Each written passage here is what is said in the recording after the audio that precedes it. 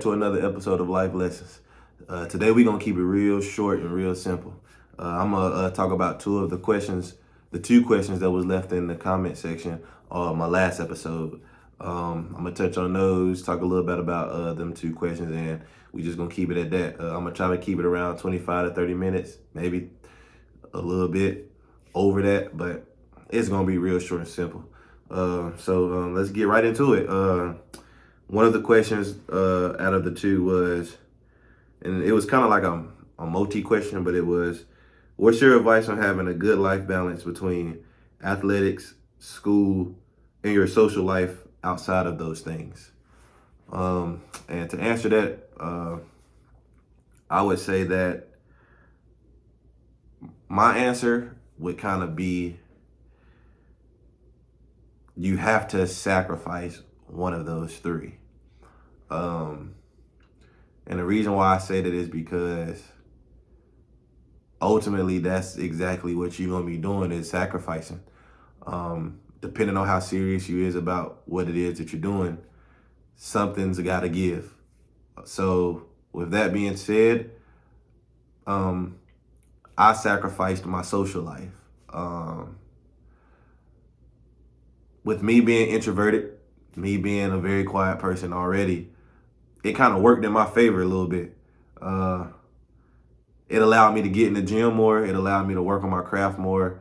It allowed me to do what I needed to do to become a better basketball player and a better overall individual on the court. So when those times came where I needed to do certain things, I worked on it so much.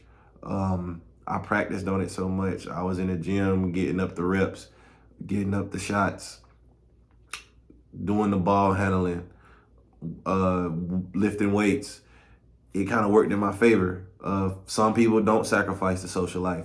Some people sacrifice the school, which is in college. You really shouldn't sacrifice the school because you need a certain GPA to play. But some people sacrifice the school, especially if, for instance, one and dones. I'm pretty sure it's no secret that a lot of them one and done dudes, they not coming to your school for school. They coming to play that 1 year because they have to, and after that 1 year, they out of there. So a lot of them dudes probably don't even go to class. Let's just keep it a buck. Like, a lot of them dudes don't go to class. They don't care about class. A lot of them dudes really just be in the gym working on their game, perfecting their craft. For when the NBA draft come, they out of there. So a lot of them dudes, they do sacrifice school. But when you ain't in that big school, you ain't in that big market, it's very, very hard for you to sacrifice school. But to balance the two that I balanced, which was school a little bit, I balanced that, and athletics, those were my biggest two. The way I balanced it was, man, anytime I wasn't in the classroom, I was on the court. I made sure I went to the classes that I needed to go to. I made sure that I was in them. I made sure that I paid attention to some degree, because anybody who know me know I don't like school. I don't like nothing about school. I don't rock with it. And then sitting in a dorm, not a dorm, sitting in that classroom, just listening to that teacher stand up there and talk or go over points, that's not how I learn best. So that's why I don't like school, because if I'm going to learn something, I'm one of those people who, I got to physically be active to learn it. I can't just sit down and look at you do something or listen to you talk. I'm going to get bored. I'm going to get sleepy. I'm just not going to be there. So I found the best way for me to learn is to either learn it on my own while I'm actually being active and doing it and going through the stuff myself, or someone going through the stuff with me, but I'm still being active while I'm going through it.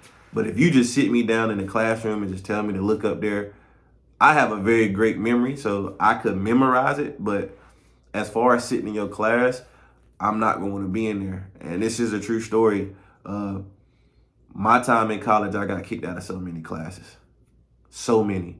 Not because I was interrupting, not because I wasn't doing what I was supposed to do, simply because I was just quiet. And to some of those teachers, it was disrespectful to them. Quick story. I remember I took a Spanish class and I don't know what type of Spanish this was. I don't know if they accidentally put me in the advanced Spanish or what, but I kid you not. The very first day we walk in there, everybody done sat down. She says like 5 English words, and that was it. After them 5 English words, everything was straight Spanish. I'm talking everyone looking around at each other like, yo, what is going on here? Like, I kid you not. Once everyone got in there, her exact words, I can't remember her name, but she was like, hi class, my name is such and such, and this is Spanish, whatever Spanish it was. After that, it was, and I mean no disrespect, but it was, and we just in there like, what is she talking about? Like everyone, like it is not just me. Everyone in that class is just looking like, does anyone know what she's saying? Like literally students raising their hand and we don't understand. And she's just like, she's just going. So I'm sitting in the class, not knowing what's going on. I'm just sitting back there, just chilling. I'm not doing nothing. Like I'm just quiet. I'm not asking no questions. 1, I don't know what you're saying. 2, I don't know what I'm doing. I probably shouldn't even be in this class. So I'm just sitting back there. I kid you not. Like the 3rd day, she comes up to me. She goes, how you doing? I was like, man, I'm fine. I'm just trying to learn, trying to do my work. She goes, well, I just want to let you know, you don't have to come back to my classroom anymore. I just looked at her and she's like, yeah, you don't have to come back to my classroom anymore because I'm not going to pass you anyway. I didn't say nothing. I was just like, well, all right then. Grabbed my bag, got up, went to the gym. Didn't say nothing. Literally, my coach had to talk with the president of the school because of what she did. But literally, that's how that interaction went. She came straight to me and was like, yeah, you don't have to come back to my classroom anymore. I'm not going to pass you. I'm like, man, it's the 3rd day, but all right. Went straight to the gym. I'm not going to argue with you. In my mind, shoot, they give me more time to work on my game. So when the coach walked by, he see me in the gym. Why you ain't in class? She kicked me out. What you mean she kicked you out? She told me she wasn't going to pass me. Told me I ain't had to come back to her class. Oh, no, we ain't finna do that. Had to literally call the president and they had to literally talk. And what ended up happening was they ended up getting me out of that class and putting me in a different Spanish, which I ended up passing that Spanish because that Spanish was a lot easier and the teacher spoke English. So if I didn't know anything, I could ask him like, hey, can you go over this? Or can you tell me what that means? Or just, what is that? And he break it down in English, but then he showed me how to break it. He'd break it down in Spanish for me as well. And that really helped rather than just you raising your hand asking, can you go over that in English? And it's met with no. So, yeah, man. And another incident I had with a teacher where they kicked me out because of me being quiet, me not saying anything. Because I'm a firm believer that teachers and instructors, they all lie when they say no question is a bad question. That is a lie. That is a lie. They do not believe that when they say that. That is something that they just say, in my opinion, to make fun of people. Because I've seen so many instructors and so many professors and teachers say no question is a bad question. And as soon as that student raised their hand and asked that question, the look that the professor and them that they give that student and the response with the tone that they use, with the attitude that they give, like, why you ask that question? Make that student feel like it's a dumb question. So me looking at that and me looking at you answer his question like it was a dumb question, you think I'm finna raise my hand and ask a question? No, I'm just gonna sit back and just take what you saying. I'm gonna soak it in, and then after class is over, I'm gonna go on about my day. So that's exactly what I was doing. So I'm in this other class and teacher going on and on. I'm on my computer. I was paying attention, but I wasn't paying attention. I'm not gonna even lie. I was looking up shoes. But I was doing what I needed to do. I was writing stuff down as well. But for the most part, I was looking up shoes. But I'm in class and teacher's talking. He's going over his stuff. And in this class, he gave out a quiz the very first day. Didn't do too well. It's the very first day. I don't even know what this class is about. But I didn't do too well, I'll tell you that. So he's walking by everyone. He's walking around, he's talking. I'm quiet. Other students asking questions. A lot of other students is just like me. They just sitting back on their computers or on their phones. I guess he singled me out because I was the closest near him. So he walks by me, and then he goes in the front of me, and he slams my computer down and he takes it. I don't say nothing. I just let him take it, and this is in college. This ain't in high school. This is in college. Slam my computer down and he takes it. So after class, of course, I have to get up and get my computer. So I go to him to get my computer, and he tried to embarrass me in front of everybody. He goes, do you want to be in this class? I go, I'm in it, ain't I? So then he goes, well, I'm just asking you, do you want to be in this class? Because did you see your first test score? So I go, I mean, it was the first day of class. I'm pretty sure everyone did bad. And then he goes, but no, did you see yours? Do you know what you got? Yeah, I know exactly what I got. Well, I'm just trying to make sure that you want to be in this class because you just look so out of it. You're not talking. You don't say anything.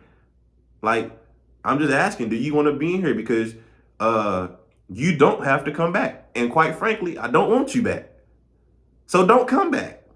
So I was like, all right, I won't. Like, is that easy? That just gives me more time to be in the gym. I won't come back. So I leave his class. I get my computer. I leave his class. So then I got to thinking. I was like, man, you can't keep getting kicked out of class. So I sent them an email. I was like, hey, man, like, can I come to your office? Can I stop by your office and talk with you? Because I like legit think you have the wrong impression of me. And he was like, okay, yeah, you can come by. So we go to his office and he shut his door and he was like, hey, like, what do you want to talk about? And I was like, well, first off, I would like to say I think you got the wrong impression of me. And quite frankly, I think you owe me I think you owe me an apology for trying to not only disrespect me, but trying to embarrass me in front of everybody. And when you realized it didn't work, you doubled down and told me that I didn't have to come back to your class and you didn't want me back to your class. And that to not come back to your class. So I was like, you can't knock me for being a quiet kid because I've always naturally been quiet. I don't speak much. I was like, and then on top of that, the reason why I don't ask questions is because I watch how you answer everyone else's question when they have a question.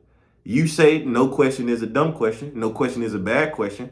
But then when these students in here ask you a question, I watch how you answer. Every time you answer them like it's a dumb question. So why would I ask you a question if your response to me is just going to be as if you're telling me without telling me why you asking this stupid question? So I don't ask anything. I sit back, I listen to you speak, and I soak everything in. Should I have been on my computer looking at shoes? No, but that's not the only thing I was doing. Had you clicked over, you would have seen everything that you were saying I had typed out. But I think you owe me an apology because one, you don't know me. You don't know anything about me.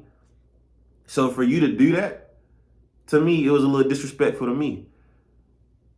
Because you don't know anything about me. You don't know why I'm quiet. You don't know why I don't say anything. So if you to just do that off rip, I don't think that was right. And he got quiet for a little bit. And then out of nowhere, he goes, you know what? You absolutely right. And he goes, and I'm sorry for that. I misjudged you. And he goes, I don't really want to kick you out of my class. I didn't know that you was that quiet. And everything that you're saying, you have a point. And for that, I'm sorry. I apologize. He welcomed me back into class. I ended up getting an A in that class. because we had to do a presentation at the end where we had to sell something to him as if like we were marketing ourselves and we had to sell something, and we laid that thing out. We did a basketball thing to where we created a gym bag and it has so many special things in it. And our intro was Lil Bow Wow. They're playing basketball.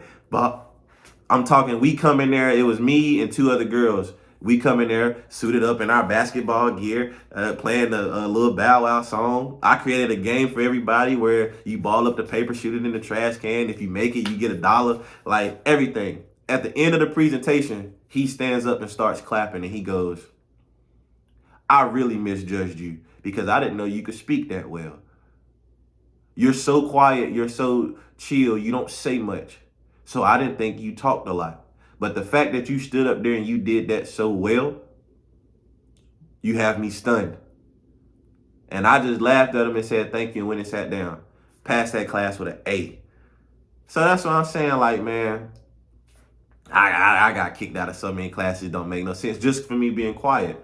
But back to the original points, to balance it, I would say you got to put whatever it is that you find important to you first. Put that as your main priority. Whatever you find important to you second, put that as your main priority. Put that as your second priority. And whatever you find least important, sacrifice that. Mine was the social life because I'm so quiet, I'm so introverted. And to be quite honest, I would have rather sacrificed the social life to become a pro, because if we being completely honest and being real about it, if you want to become a pro, if you want to play at that next level, you want to play at that high level, you are going to have to sacrifice your social life. When your friends want you to go party, you're going to have to tell them at times, nah, I'm hitting the gym. When they want you to go out, have drinks, be dumb, you're going to have to tell them, I'm finna hit the gym. When they want you to go out to eat, I'm about to hit the gym. When family come into town and they want to do stuff, I'm about to hit the gym. Like, you have to sacrifice that if you want to get to the next level, if you want to be a pro, if you want to play at that professional level, like that, you're going to have to sacrifice that. And a lot of people is not going to understand. A lot of people are going to stop fucking with you. A lot of people are going to fall back from you. A lot of people are going to say you changed. You didn't change. And maybe you did change, but you didn't change to think you better than anyone. You didn't change to shit on people. You're changing to become something that you have a dream of becoming, which is a pro. So a lot of people not gonna see that vision. A lot of people gonna distance themselves from you. A lot of people gonna start talking bad about you because of the change. But it's a good change, in my opinion. It's a great change because you're literally changing for when that time comes. You can't question whether or not you're a pro. All those sacrifices you made, all the days you could have been hanging out with your homies, all the days you could have been with your lady or your man, like, the sacrifice was for a great cause. And that great cause is you became a pro. And the people who understand that, they gonna always be in your corner. The ones who don't, they wasn't meant to be in your corner. They'll come back around. If they don't, oh well, it is what it is. But you have to sacrifice. And I don't think a lot of people get that. I think some athletes get that. Some athletes don't know how to sacrifice that. Because if we've been completely honest, in college, a lot of athletes are easily persuaded. Especially the younger ones that's coming in, trying to have somebody take them under their wing. If they get the wrong person that's under their wing or that done took them under their wing, they're easily persuaded. You can have one hell of an athlete, but the person that done took him under the wing always doing terrible shit. So they gonna follow under him and he gonna do terrible shit. So now this one hell of an athlete becomes average because he's following under the wrong person. So a lot of them dudes don't, a lot of people and a lot of athletes, they don't know how to sacrifice that social life. I think the social life is the one thing that has to be sacrificed if you want to become a pro. To some degree, it has to be sacrificed. I'm not saying you gotta be a gym rat. I'm not saying you gotta be in there 24/7 nonstop and you can't do anything. Like, some people are like that. And those are the dudes who become great. If we've been completely honest, those are the dudes who become great at what they do. It is what it is. But in the end and in the long run, when they look back at their life, they look at their success, they don't have to question or not, was the sacrifice worth it? The answer is always going to be, you damn right it was worth it. Look at where I'm at. Look at what I did. Look at what I've accomplished.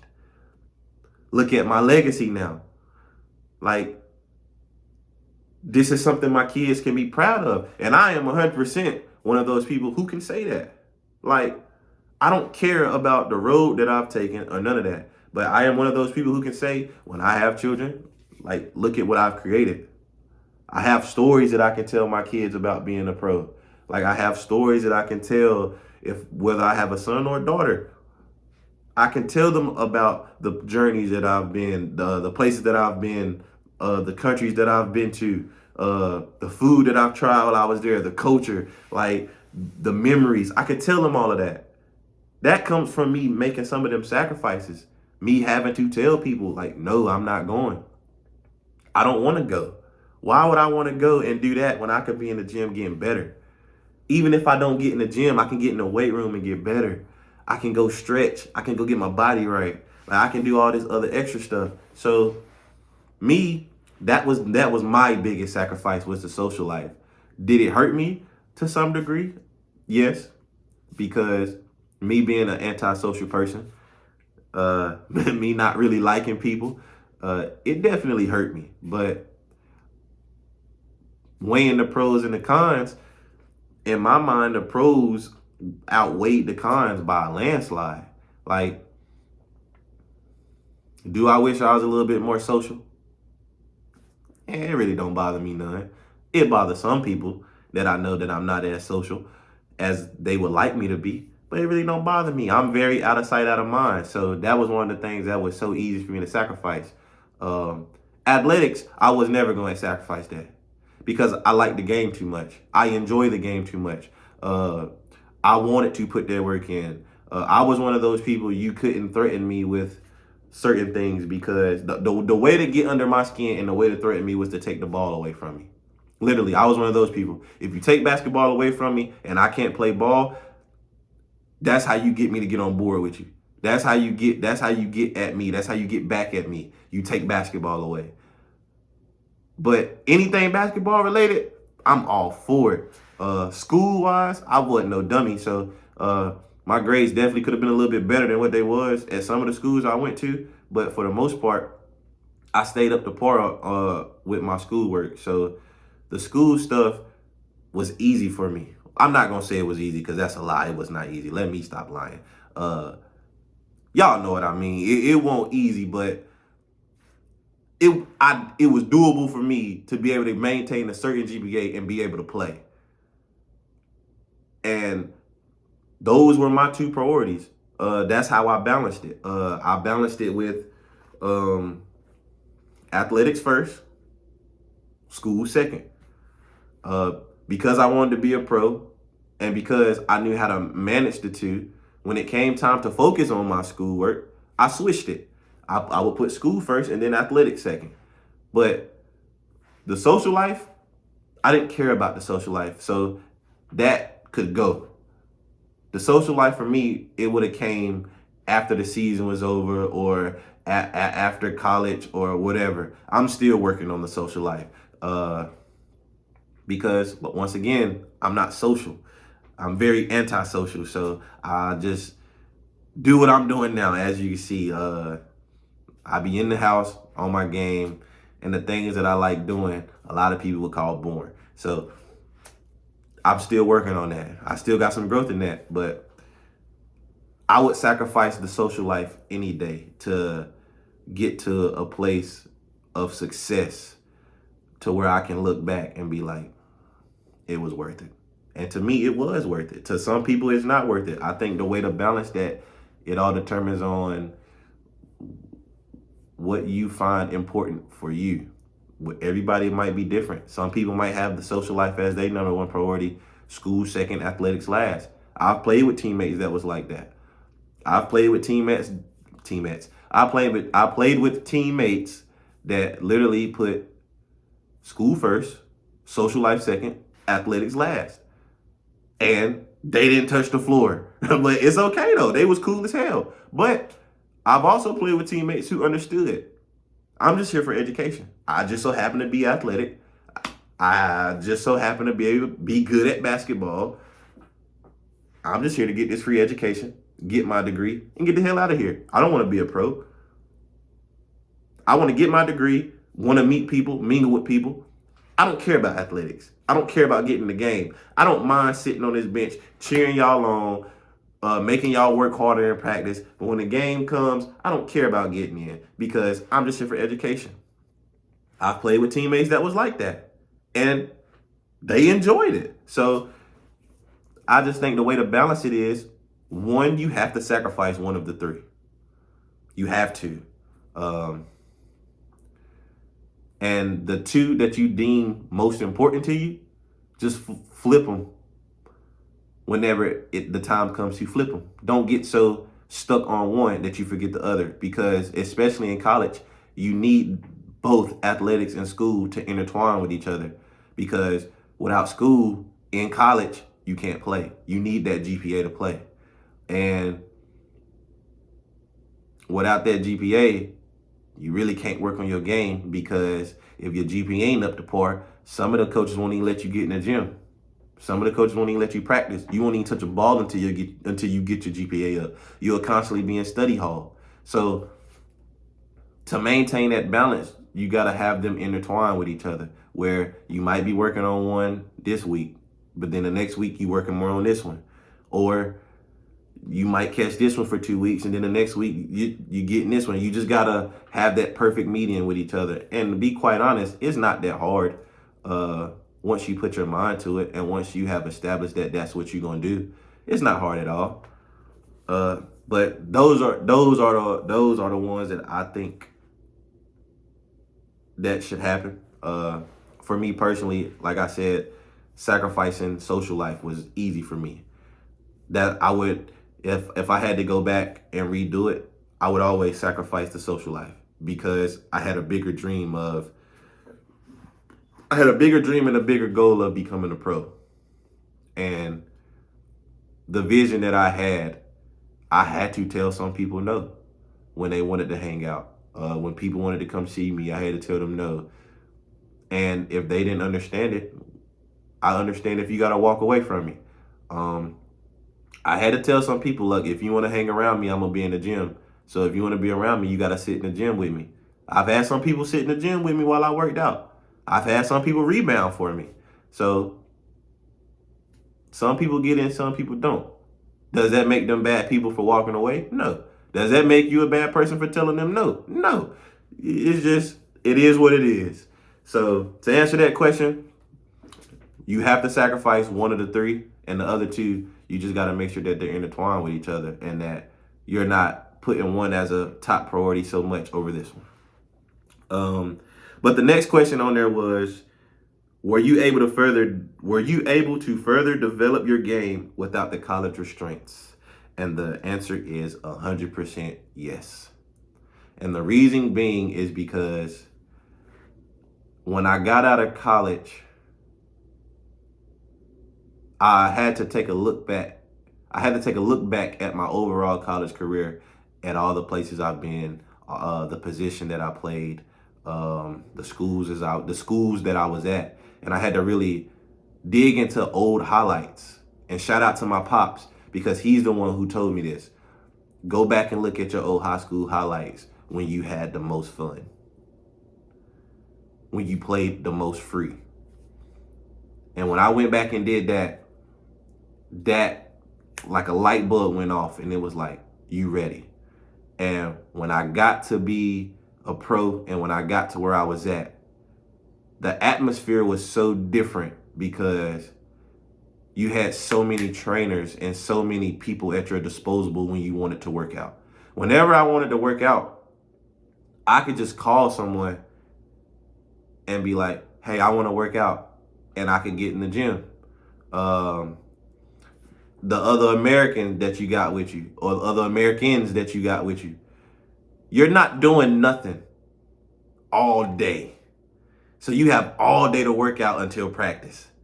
Like literally, if you practiced at 7:30 in the morning, 8:30, 9:30 in the morning, you probably practice for like an hour and a half, 2 hours. After that, your whole day is scot-free. You can do whatever you want. Or flip it. You got the whole entire day to do whatever you want, and you got practice at 7:30 at night. So what you think we doing? We in the gym working, putting that work in, maybe playing some ones, 2-on-2s, talking to each other. Like we doing something. Or sometimes just go explore the town, explore the city. But it definitely allowed me to free up my game more because I got to play my right position. Like I said, I had people at my disposal. Whereas in college, you do get some schools who have people who will work out with you, but they have their favorite people. So you do have some people who, if you hit them up and be like, hey, can you work out with me? They'll give you an excuse. But then you go in the gym and you see them rebounding for someone else that they like, or you see them getting ready to work out somebody else, and it's like, you just told me you had to study. You just told me you had to do the laundry. Damn, I thought you just said you was taking such and such. Oh, okay, I see how it is. I mean, but it's like that sometimes where some of them people won't work you out. You can ask all day, but I don't know if it's because they don't think you really want it or they just don't want to work you out. They don't have to. But when I first became a pro and when I was where I was at, they had to work me. Like, if I asked, it wasn't no. Like, okay, I'm coming. Okay, I'm going to be there. Okay, y'all rebound. Even some of my teammates, like, after practice, if we shooting, hey, can you rebound for me? It wasn't nah, I can't rebound. It was, okay, yeah, I'll rebound. Hey, can I shoot with you? Yeah, come on. Yeah, we can shoot together. Like, so it definitely allowed me to develop my game more because almost like couldn't nobody tell me no.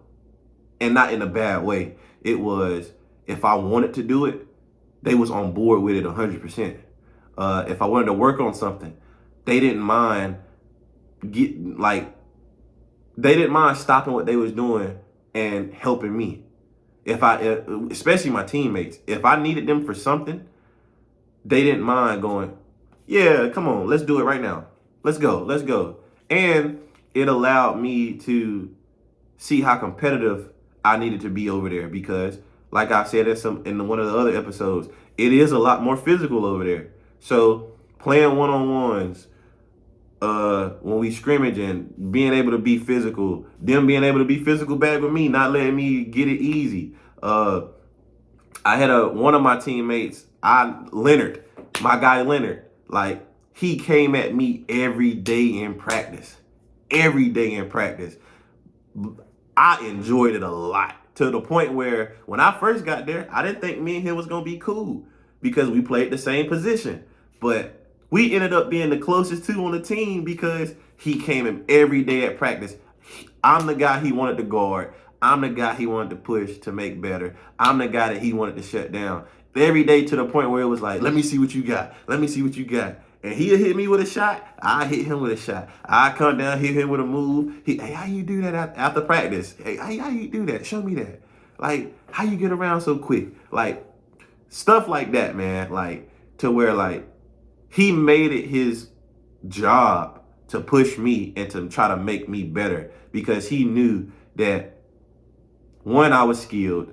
Two, I could really help the team. And three, he understood that if he pushed me, I'm not going to want to be beat, but that's also going to make him better. So it became this thing where in some of our games, you could see his game and his skill set rise because of the confidence that he had got through working out with me and through pushing me in practice and through just being around me. Like, and that's one thing that I can honestly say. So to answer that question, 100%, not even 100%, 1,000%, that my game developed way, way more than it did when I was in college, because I was able to actually work on the things that I needed to work on.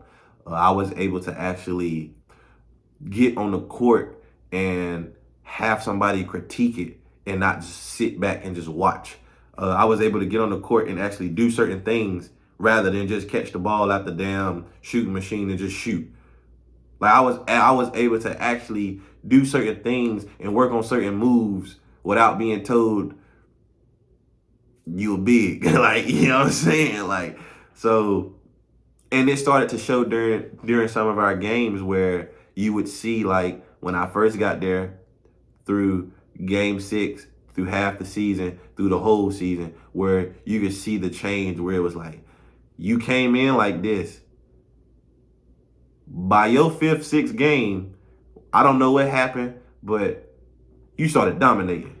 Midway through the season, killing. End of the season, some of my teammates asking, how did you end up on this team? There is no way we should have got somebody as skilled as you, as good as you, but we glad we got you. So to answer that question, 100%, no lie, 100% being able to do that and being able to just be over there and experience that, my game definitely developed without the collegiate restraints. And for that, I'm forever grateful for, because hell yeah, catch me on that court. Catch me on that court now, it's up. I'm telling you, it's up. But shit, that's all I have for you, man. Like I said, this is going to be a quick one. I just wanted to talk about them 2 questions in the comments. I want to actually do stuff like that a little bit more often, where people leave comments. I know I got to get my not comments. I know I have to get the questions in the comments up a little more for me to do that. So as I be telling people, man, I'm glad y'all tuned in to watch. I thank y'all for watching, man. I need y'all to like, share, and subscribe this thing, man. Share it with everybody that you know. Share it with all your people. Tell your people to share it with their people. Tell everybody to subscribe, man, so we can get our subscribers up, man. For real. I got nothing but much appreciation for everybody. And once again, man, Life Lessons Podcast, man. JV out.